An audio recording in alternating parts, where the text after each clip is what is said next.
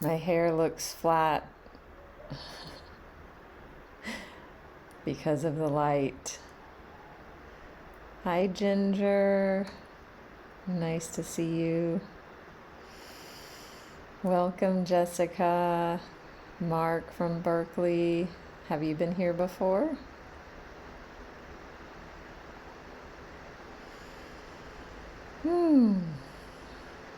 Great. Glad to have you for the first time. If you or anyone else cares to share, if you are here for the first time, how did you find me? Was it random? Was it intentional? Welcome back, Rose. Is it because you want to dive into the topic?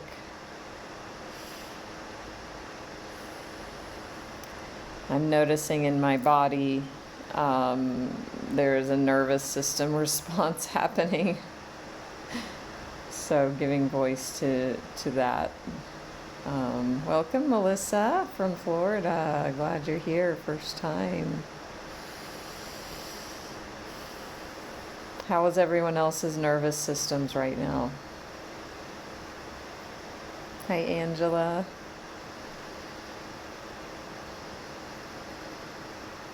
Great, Mark.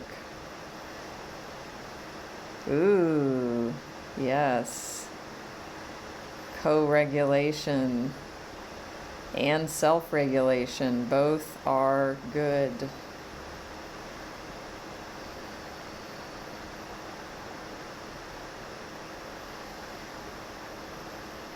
So if anyone is experiencing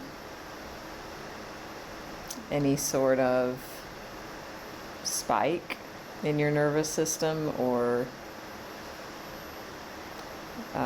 activation that feels unpleasant, you're not alone. Hi, Duchess. I've gone over some vagus nerve exercises before.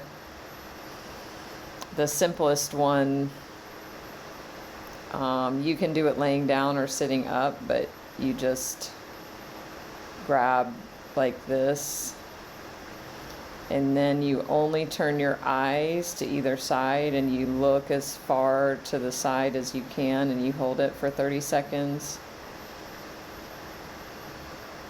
I think you can do it with open or closed. I'm not going to do the whole 30 seconds aside, but that's one that can help. So if anybody, I think Rose said they're feeling something Ginger did earlier and they're feeling calmer now. And breathing while you're doing this.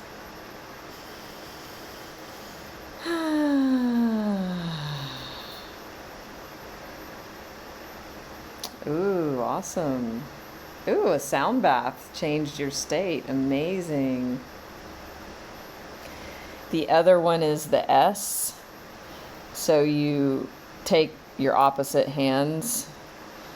So your right hand goes, in the soft spot between your ribs and hips. Wait, and where does the left one go? I forgot because I haven't done it in a while. Who remembers? Oh my gosh. Okay. I need to review before teaching again. And that's okay. Yeah. So. Glad to have you all. If you are new to me, I'm Natalie. I'm a spiritual life coach, Reiki master teacher, intuitive here in Bali, living in Bali. Now, 10 years off and on, as I shared the other day. I help people up-level their lives with doing both inner and outer work, because it requires both. So that is who I am and what I do in like a 5-second nutshell. Please give me a follow here on Insight Timer. I'm streaming I'm not streaming this. This will be available on my YouTube channel as a replay. So follow me there, Facebook, Instagram, check my website. I do have a few spots left for my June 1st group program called Money Mindset. I'm super excited about it. We're going to be doing the inner and outer work to create abundance around finances, materials, career, job, the way you create money, the way you show up to money. So doing both the internal and the external processes with that, and that's 8 weeks. So send me a message if that's interesting to you. We'll have a conversation. Yeah, so that's just a snapshot about me in a nutshell. A yawn is nice, as we know. That's good for parasympathetic nervous system. Great. Oh yeah. I love when massage therapists do this in the massage. So, let's dive into conversations with God today, which is why we are specifically here. And I also noticed I get to schedule some future upcoming live streams, so if you follow me, you'll get notified of those. Definitely we'll be doing Saturday Night Live this weekend. We'll be doing another There's Nothing Wrong With You book series study. I will be doing a money mindset, financial health live as well in the coming days.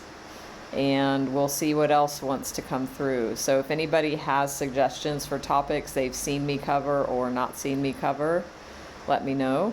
And if it feels right and resonates, I will definitely schedule that. You can also keep up with me in my group here on Insight Time or Natalie's Healing Circle. So you can join me there, follow me there, connect with me there as well. I'll make announcements in there. We can share meditations in there. By the way, I've got many free and a few paid premium meditations. My newest track is premium. It's called Total Surrender. Please check that out, especially if you want to experience a relaxation response in your body and totally surrender.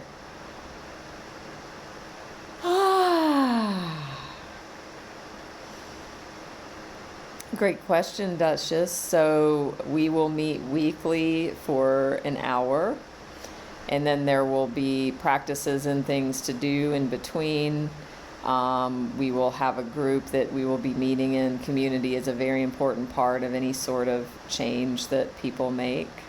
And I do have a page on my website, so check it out. Just go to nataliemspeakman.com, and then at the top there's different places to click, menu, and one is Money Mindset. So click there, you can read more about it, and send me a message, and I can answer more questions, or we can create a vision for what you want to create. So, and I'm willing to do that for anybody. If anybody feels stuck in their lives, it might be around money, it might be around anything else. If you feel stuck and you're tired of it and you're like ready to change and you're willing to take action and you're done, is anybody else like done with some of the results they have in their lives? Then working with me or working with a coach can be the perfect thing to help you and assist you and guide you in moving past that and through that and into creating new results for your life, which then creates a new you, which creates a new reality, which up-levels yourself, which up-levels humanity. So this journey is not just about, us alone. We're all in this together. And one of my favorite analogies or ideas is like the idea when all boats rise. So when we up level and as a humanity, like all the boats rise together. So we're up to big stuff here, and it might not, for some of you, look like that. Maybe you might feel like life's mundane, etc., and it's not. So that message wants to come through. Hi, Dawn. Great Duchess, please send me a message. So, conversations with God. The way we've been doing it up until now is listening to the audio of it, and I can send you a link to that. Just send me a message. It's great. It's done by like celebrity actors and the author of the book. And also, I felt called the last time we did this book study to kind of break from the routine, and I read separately from the book itself a passage that's really impactful and powerful and meaningful, and that was amazing, and people loved it. And also, you know, the feedback came in that, because I asked, do y'all prefer hearing me read rather than listening to the audio? And I got that people liked hearing me read, which the small self is like, oh wow, I can't believe it. Why would anyone want to hear me instead of listening to, you know, Ed Asner and Ellen Bernstein? And also, people wanted to hear me, so I'm glad, and I like that too. So that's what we're going to do today, and we'll flow, and if we change, we change. If we don't, we don't. So, Conversations with God. Who does not know this book? Or maybe who has like found it 30 years ago and hasn't, you know, barely remembers what it is, or doesn't feel very connected to it. Anybody like that? Hi, Allison. You haven't read it yet, so do you want to? When you say I haven't read it yet, to me that means that you've heard of it and maybe you've wanted to, but you haven't. Versus somebody that's like, I don't even know what this is. It sounds like you might have a familiarity. So is anybody brave enough to say if you are brand spanking new? Bethany also same heard of it. So, and I'll just explain it very briefly for those who have heard of it, because maybe you don't know the premise. It was a conversation between God and the author, Neale Donald Walsch. He started writing a letter to God one night. He was angry. He was, his life sucked. That's what he says, basically. So he started writing this angry letter to God, and then God answered, is the way he describes it. And that's how the book opens up. And then it turns into this amazing conversation that truly is mind-blowing for those who are ready to hear it and take it on. So, it's not for everybody, and that's okay. Nothing is for everybody. We get to find our own way. For me, this book is the truth with a capital T. It totally resonates. It doesn't mean I buy every single sentence in the book, although I can't think of one that I don't. But if it resonates, and listen to the messages. And some of the messages are really challenging and hard to swallow, like the classic question, why do bad things happen to good people? Like when you dive into these existential, deep questions about God and existence and the reason, the purpose, and the source, we can come up against some really challenging ideas. So the book goes there and it addresses all of that. So if you feel you come up against something where your mind is like, fuck that, or, whatever, that's okay. I'm not asking anybody to just automatically believe every single thing it says, but if there is something that's challenging you or you feel resistant to, first, the invitation for you is to be interested and curious about what that is. Oh, okay. Wow, isn't it interesting? I'm having a response to this. Let me reflect on myself about that instead of just closing your mind to the idea and being like, that's not true. Hitler went to heaven, blah, blah, blah, or whatever, like the thing is. To be open and receptive. So that's my invitation to you.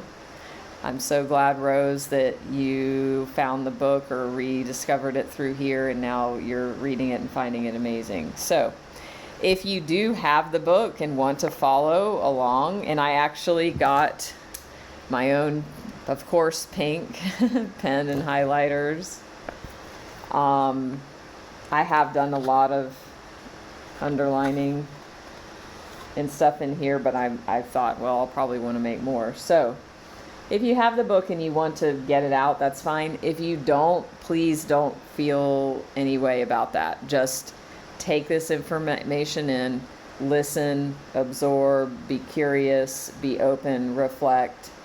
And like, as I was saying, it doesn't mean I'm trying to persuade anybody to believe everything, but just that you see if there is a trigger there for you. Like if something does come up with that you first resolve that within your own energy and thoughts, and then don't make a judgment from a place of resistance or trigger.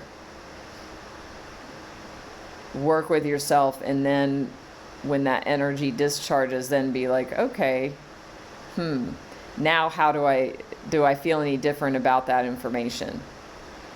Maybe you might have some openness, or maybe not, and that's fine too. And another thing, so I come from AA background, 25 years clean and sober. One of the AA sayings I like is, take what you like and leave the rest, which means you don't have to take on everything that is said here as gospel truth.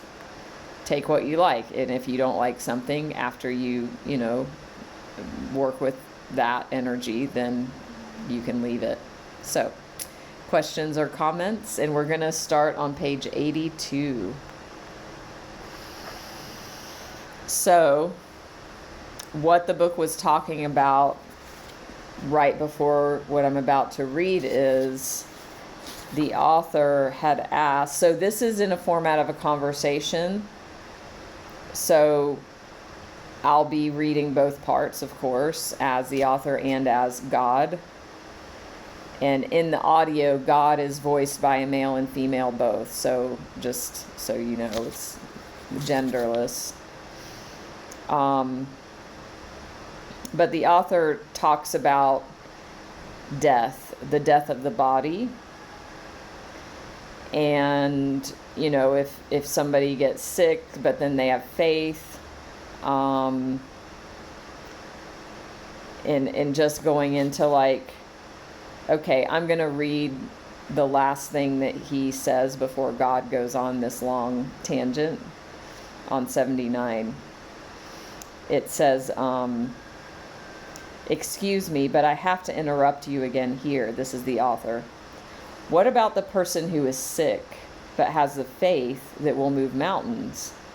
And so thinks, says, and believes he's going to get better only to die 6 weeks later. How does that square with all of this positive thinking, affirmative action stuff?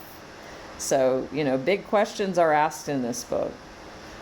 So then God goes into a discussion about answering that question, and then the dynamics that are at play around when the soul leaves the body and answering that question. So then we're going to go to page 82 at the top.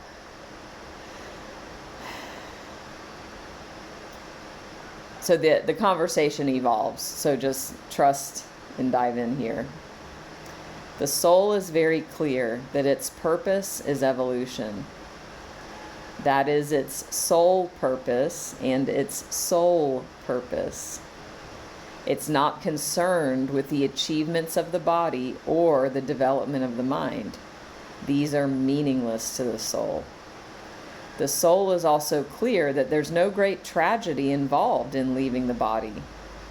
In many ways, the tragedy is being in the body. So you have to understand the soul sees this whole death thing differently. It, of course, sees the whole life thing differently too. And that is the source of much of the frustration and anxiety one feels in one's life. The frustration and anxiety comes from not listening to one's soul. So, this book is so deep.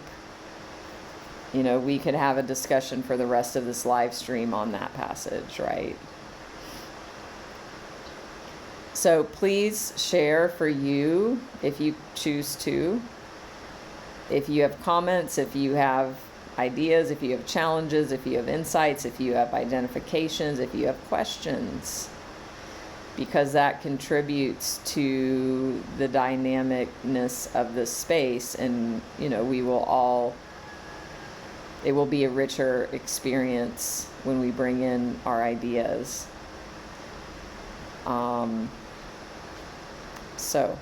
And just jump in whenever. So the author says, how can I best listen to my soul? If the soul is the boss, really, how can I make sure I get those memos from the front office? God says, the first thing you might do is get clear about what the soul is after and stop making judgments about it. I'm making judgments about my own soul? Constantly. I just showed you how you judge yourself for wanting to die. You also judge yourself for wanting to live, truly live. You judge yourself for wanting to laugh, wanting to cry, wanting to win, wanting to lose, for wanting to experience joy and love. Especially do you judge yourself for that. I do? Somewhere you've come across the idea that to deny yourself joy is godly, that not to celebrate life is heavenly. Denial, you've told yourself, is goodness. So, how many of you can relate to this? I mean, y'all that follow me know that I can around the judgment. This is a little bit of a different take on self-judgment, because it's talking about judging your own soul. So it's more than just the day-to-day like judgments as we move through the world. Yeah, and then this idea that this denial is godly, denial of joy, denial of self.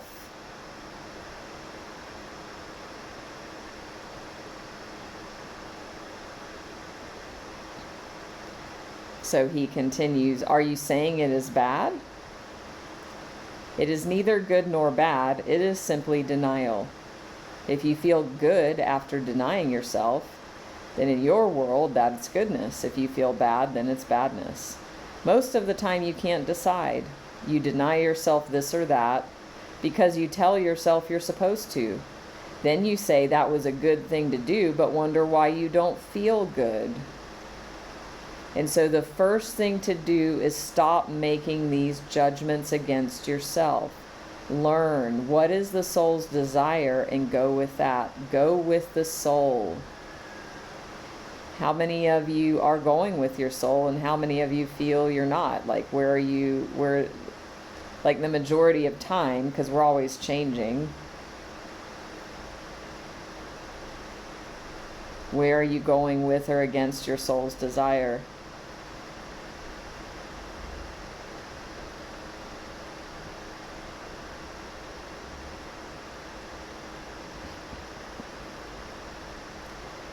What the soul is after is the highest feeling of love you can imagine. This is the soul's desire. This is its purpose. The soul is after the feeling, not the knowledge, but the feeling. It already has the knowledge, but knowledge is conceptual. Feeling is experiential. The soul wants to feel itself and thus know itself in its own experience. Wow.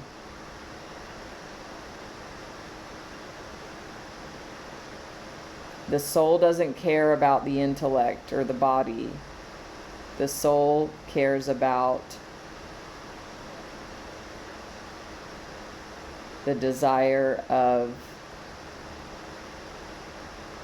feeling the highest feeling of love, because that is God. The highest feeling of love. Yes, exactly, Ginger. It wants to know itself. So this is why, like, the law of attraction stuff, and even like Abraham Hicks talks about the inner being, and that, like, asking yourself, what does my inner being think about this, or what would my inner being do, and then following that feeling. This is saying the same thing. It's that feeling, highest feeling of love. So yesterday, I've been going through a major process in my own self, in my own life. Yeah, and that's a whole other thing. But what I want to bring in about that right now, I'm coming up against just something difficult that I get to let go of and move through. And yeah, it's difficult, so it doesn't feel good. It's not easy. There's resistance. And there's a lot of energy around it. So I went to a water cleansing ceremony yesterday, and I'm in Bali, as y'all know. And it's on my stories if you want to see a few cool pics of it. It was amazing. And after I came home and I went on my daily walk,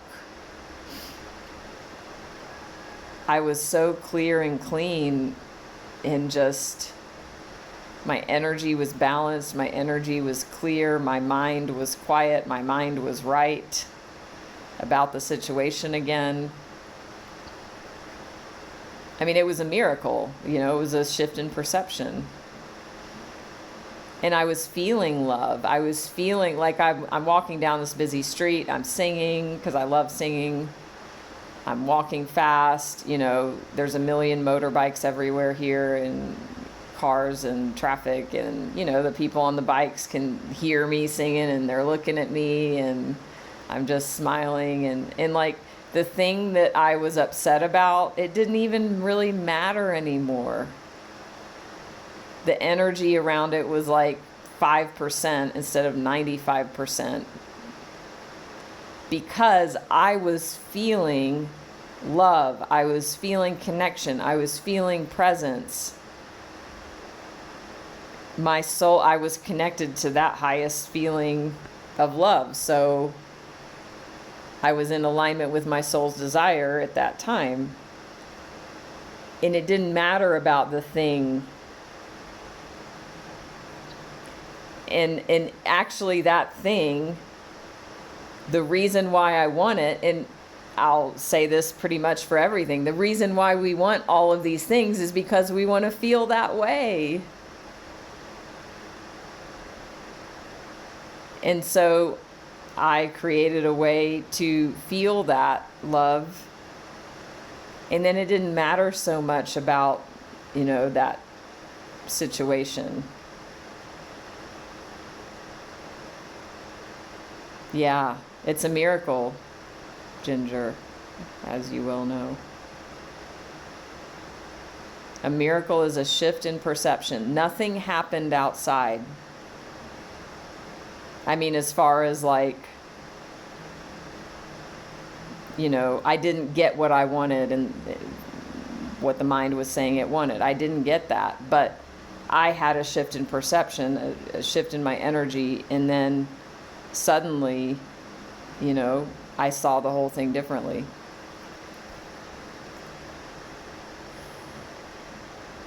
So we already have the knowledge. How many of you know? Like, how many of you know that you know and you know this stuff? But that doesn't translate into a feeling and felt experience. That's where the juice is. So going back to what it says, the frustration and anxiety, most of the source of it in one's life comes from not listening to one's soul. By stop making judgments about it, getting clear about what the soul's after, not denying yourself joy,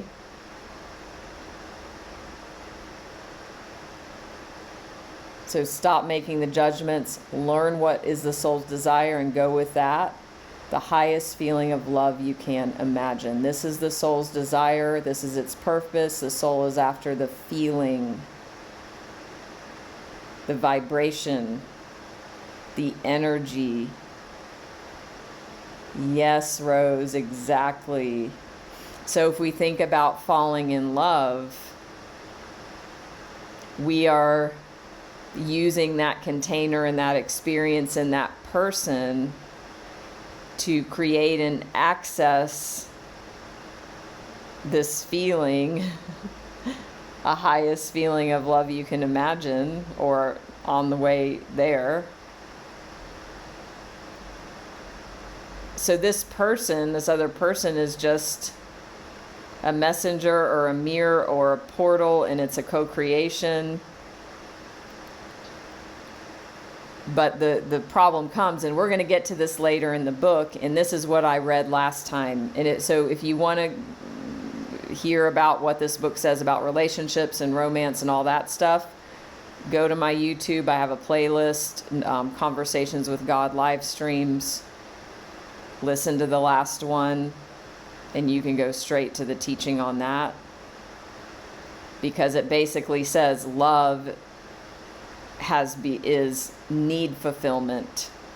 First you have that falling in love feeling, and then that usually fades, and then it's about getting the need filled, and then that never works. And so there's a whole teaching on that. We'll get to that later when we get to it.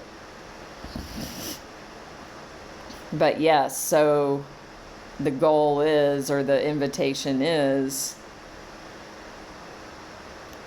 that we either become evolved enough to where we can continue to create that experience with that person or many others. I mean, whatever, there's no rules.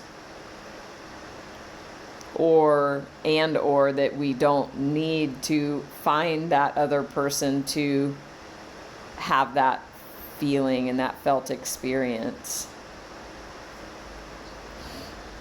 So continuing with what God is saying. Feeling is experiential. The soul wants to feel itself and thus to know itself in its own experience. The highest feeling is the experience of unity with all that is. This is the great return to truth for which the soul yearns. This is the feeling of perfect love. Perfect love is to feeling what perfect white is to color. Many think that white is the absence of color. It's not. It's the inclusion of all color. White is every other color that exists combined. So too is love not the absence of an emotion, hatred, anger, lust, jealousy, covetousness, but the summation of all feeling. It is the sum total, the aggregate amount, the everything. Thus, for the soul to experience perfect love, It must experience every human feeling. So that touches up upon a lot of ideas that most of us have about what love is. We think it's this pure energy or feeling that's only love, but this is saying the opposite. It actually includes every single feeling within it, including hate, including anger, including the bad or negative emotions.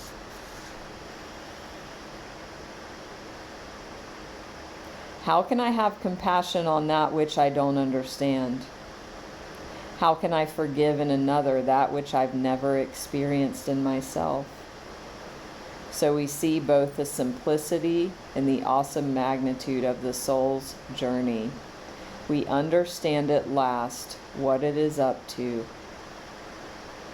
So listen up. There's a deep truth coming. The purpose of the human soul is to experience all of it so that it can be all of it. The purpose of the human soul is to experience all of it so that it can be all of it. How can it be up if it's never been down? Left if it's never been right? How can it be warm if it knows not cold? Good if it denies evil? Obviously, the soul cannot choose to be anything if there's nothing to choose from. For the soul to experience its grandeur, it must know what grandeur is. This it cannot do if there's nothing but grandeur. And so the soul realizes that grandeur exists only in the space of that which is not grand. The soul, therefore, never condemns that which is not grand, but blesses, seeing in it a part of itself which must exist for another part of itself to manifest. Psh, truth bomb. Did that land?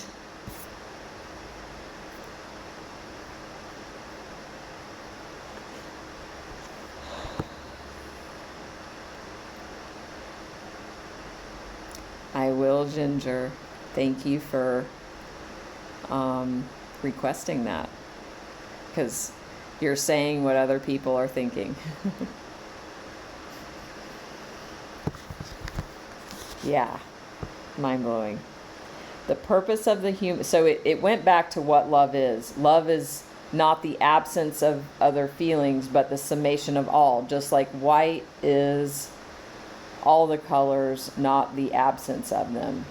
Love is the same. So for the soul to experience perfect love, it must experience every human feeling. The purpose of the human soul, is to experience all of it so that it can be all of it. How can it be up if it's never been down? Left if it's never been right? How can it be warm if it knows not cold? Good if it denies evil? Obviously, the soul cannot choose to be anything if there's nothing to choose from. For the soul to experience its grandeur, it must know what grandeur is. This it cannot do if there's nothing but grandeur. And so the soul realizes that grandeur exists only in the space of that which is not grand. The soul, therefore, never condemns that which is not grand, but blesses, seeing in it a part of itself which must exist for another part of itself to manifest. Deep breath in. Yes. What I love about what I see as like truth, so many teachers are saying the same thing in different ways, right? So contrast makes me think of Abraham Hicks, which is what this is just describing.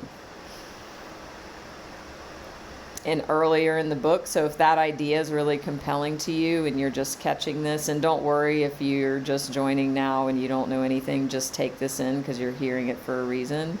And also the invitation is you can go back in my live streams, replays on YouTube. You can get the book, you can listen to the audio, you can send me a message if you want a link to the audiobook recording link.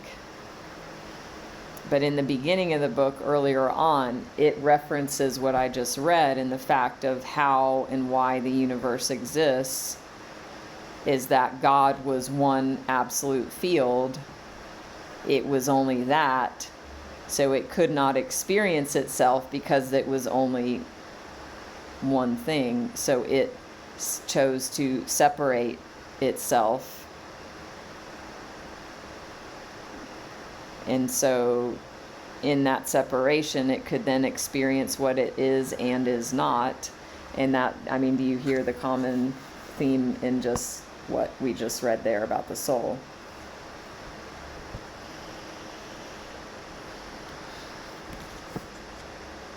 The job of the soul, of course, is to cause us to choose the grandeur, to cause us to choose it, to select the best of who you are, without condemning that which you do not select. The job of the soul is to cause us to choose the grandeur, to select the best of who you are, without condemning that which you do not select. So releasing the judgment, releasing value judgments, releasing ideas of good, bad, right, wrong, of good, evil. Because you can't have one without the other. Within love exists hate, fear, jealousy, anger, frustration, disappointment, despair, hopelessness, sadness, grief, and happiness, joy, peace, serenity, calm, tranquility, generosity, giving, service, freedom, adventure, bliss, all exist within love.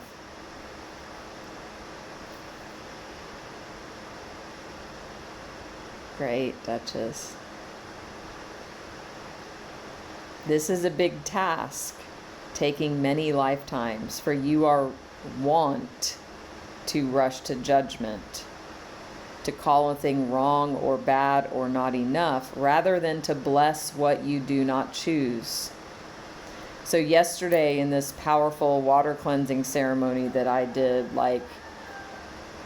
there was a lot of lower vibrational energies, energy not wanted, judgments coming up to be released. It was powerful. At one point, so if y'all go on my stories on social, there's one of me in this waterfall, praying. And in that waterfall, it's like a Shiva waterfall, which Shiva's the destroyer, which means that Shiva's the transformer, but they call Shiva the destroyer.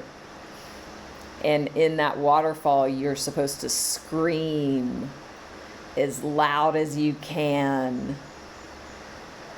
And yeah, it's just like this. So I did, of course. It's this primal scream, getting that energy out. And it's not that energy's bad or wrong or low or blah. This is saying, I don't want to choose that. I want to release it and to bless it. It says, bless what you do not choose. So bless the scarcity, bless the anger. It says then, you do worse than condemn. You actually seek to do harm to that which you do not choose. You seek to destroy it. If there's a person, place, or thing with which you do not agree, you attack it. If there's a religion that goes against yours, you make it wrong. If there's a thought that contradicts yours, you ridicule it. If there is an idea other than yours, you reject it. In this you err, for you create only half a universe. And you cannot even understand your half when you've rejected out of hand the other.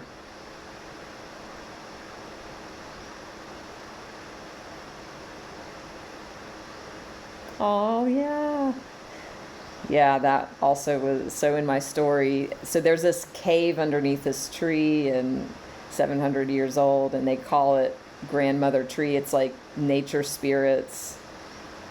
Yeah, and I meditated under that cave before I went further. So there's this whole process. You do this step-by-step cleansing process in this beautiful nature.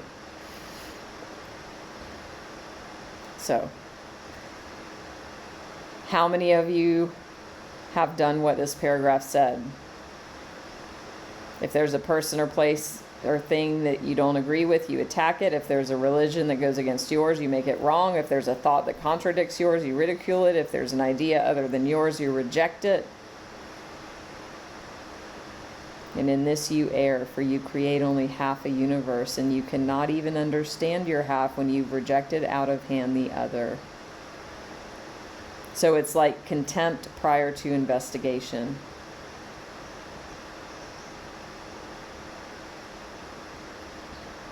What I noticed yesterday, I mean, there was a deep cleansing. There was a lot of lower vibrational, like whatever. I don't want to, like trauma energy, just low vibrational energy that was coming out. And I noticed the mind was making judgments about it, making myself wrong for having it and wishing it wasn't there. So this is exactly about that.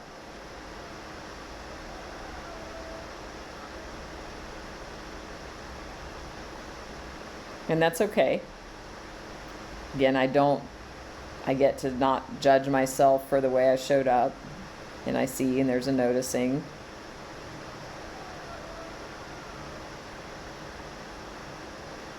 Blessing it as it goes out. Thanking it for its purpose, whatever it was, and I don't even need to know.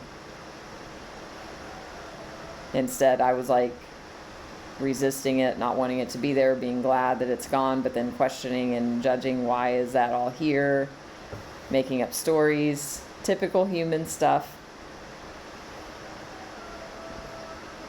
So now the author of the book answers God. This is all very profound, and I thank you. No one's ever said these things to me, at least not with such simplicity, and I'm trying to understand. Really, I am. Yet some of this is difficult to grapple with. You seem to be saying, for instance, that we should love the wrong so that we can know the right. Are you saying we must embrace the devil, so to speak? God says, how else do you heal him? Of course, a real devil does not exist, but I reply to you in the idiom you choose. Healing is the process of accepting all, then choosing best. Do you understand that? You cannot choose to be God if there's nothing else to choose from. Healing is the process of accepting all, then choosing best. You cannot choose to be God if there's nothing else to choose from. Oops, hold it. Who said anything about choosing to be God? God says, the highest feeling is perfect love, is it not? Yes, I should think so. And can you find a better description of God? No, I cannot. Well, your soul seeks the highest feeling. It seeks to experience, to be perfect love. It is perfect love, and it knows this, yet it wishes to do more than know it. It wishes to be it in its experience. Of course you're seeking to be God. What else did you think you were up to? I don't know. I'm not sure. I guess I just never thought of it that way. There just seems to be something vaguely blasphemous about that. Isn't it interesting that you find nothing blasphemous about seeking to be like the devil, But seeking to be like God offends you.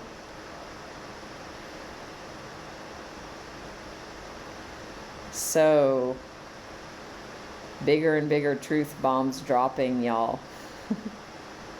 Who else is feeling that?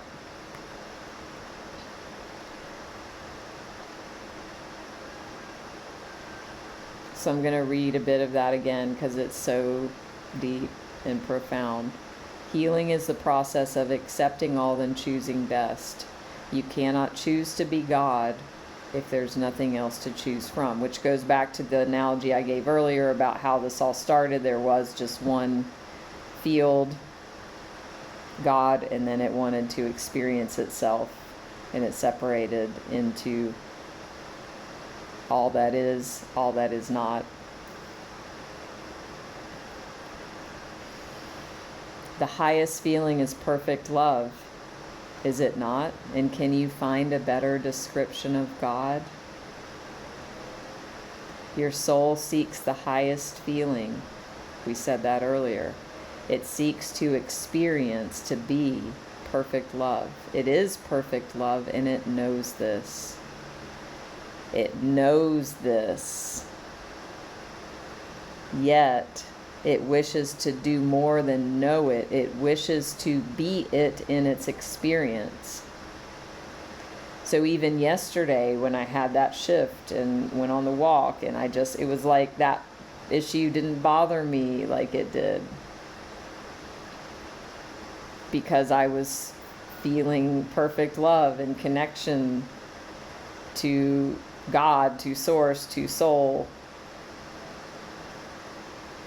So it was more than just, I can say it all day long. Y'all know this. But to have that experience and that feeling is what the soul is after. So we're going to stop there for today. If you don't already, follow me here on Insight Timer. Please give a donation if you feel called to. You can listen to my meditations here, join my group, Natalie's Healing Circle. Follow me on YouTube where all these replays are and will be. Also Facebook and Instagram, and check out my website. If you want to, orient yourself into living from the soul and grounding back into that. And as I said earlier, it's the inner and outer work of working with our energy, working with ourselves. And then, who are we being? And then taking action from that state of being to create the results that you want, which basically it's all a loop of we want to feel free, we want to feel love, we want to feel connection, we want to feel peace and joy. That's why we want everything we want. So it's a game. You're welcome, Ginger. Thank you for being here. And thank everybody. So I do these live streams about once a week or so, just depending. So if you like this, stay tuned for more. Thank you, J.E., and didn't know you were here. Glad to see you. Yeah, I like this too. And as I said earlier, listening to, celebrities and professionals in the audio version is great. And also, this is more dynamic and more multidimensional, right? That's my feeling anyway. Because I'm pausing, I'm reading again, I'm bringing emphasis. And I'm just flowing. I'm not trying to do something. But yeah, I'm glad. Thank you. So, stay tuned for notifications for upcoming live streams that I get to schedule today and beyond. I'm so grateful to be here with you. I share what I teach what I most need to know. I share what most resonates with me. I can't even tell you, it makes me want to cry, like the impact that the information of this book has had on my life. It has helped me so much to understand and make sense of, and I mean, as I've said already, like, I'm not trying to convert anybody, but if it resonates, great. It resonates with me and it helps me so much. And, these ideas are now coming in more and more and more. They already were, and they continue to, like, into my lived experience, to where, I reflect and think of them often, and it helps to bring me peace. And I believe that it's true. So find that, whatever that is for you. It might be this book. It might be, this might be one of 10 books that do that for you. Or it doesn't matter. But, we get to really create some sort of sense of, beliefs and ideas that can help us navigate this sandbox that we're playing in. And ultimately, in the higher levels of beingness and soul evolution, you drop all of that. The enlightened beings that are just experiencing directly perfect love every second, they can't even function. Michael Singer talks about, I think it was, I don't know, Mahariji, one of the, Mayor Baba, one of the gurus, and how, he literally could not take care of his body and himself, because he was so full of bliss every second. He would literally, like, fall down, his physical body. And so he had this entourage around him that their job was to catch him when he would fall back in ecstatic bliss. So I ain't there yet, but we're all on our way there. That's an experience, like, that's, and you can even see the teaching, how it applies there. That's, the soul wants to feel that perfect love. Well, that sounds like that's probably that feeling totally unfiltered and unblocked by samskaras in a full-on Shakti flow. And, we're on this process of evolving, and, even the experience I shared yesterday of, that I've had many of those. So I can't even remember them all where I have those moments. And the thing is, on this journey, it's just the moments become more frequent, of a longer duration.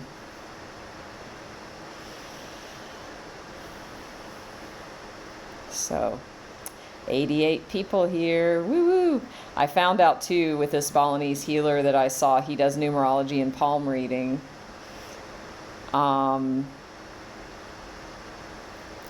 Yeah, he said my number was an 8, which now I'm like, wait a minute. Maybe you add up things differently in different ways of doing numerology, but anyway, 8, infinity. And this is an 8-year, maybe. So 88 people here. Awesome.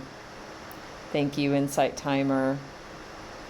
Thank you, everyone. I'm so grateful. So grateful and blessed and lucky. And I will see you all very soon. Thank you, Mark. Glad you joined in. Hope this was helpful for you as somebody who already knows the book. And Allison, and who else? Bethany said they wanted to get it, so hopefully maybe this will inspire you to take action to get the book. You're welcome, Allison. See you next time. Bye-bye.